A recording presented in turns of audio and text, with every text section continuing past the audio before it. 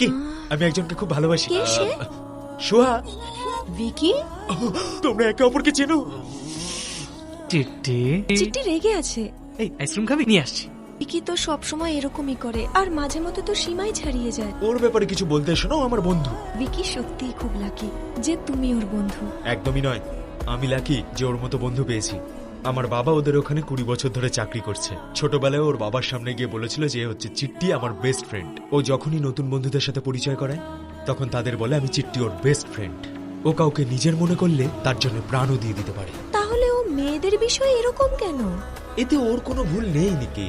সব মেয়েরা ওকে শুধু বয়ফ্রেন্ডই বানাতে চায়, অন্য কোনো ভাবে দেখেই না। আর যেই দিন ওকে নিয়ে কোনো মেয়ে সিরিয়াস হয়ে যাবে না, সেদিন আমার কথা মনে রেখো, সারা জীবন ওর পাশে থাকবে, কোনোদিন ওকে ছেড়ে যাবে না। এই যে এসে গেছে আমার ছোট্টবেলার বন্ধু। এই, আমি একটা আইসক্রিম চেয়েছিলাম, পুরো গাড়ি তুলে নিয়ে এসেছি।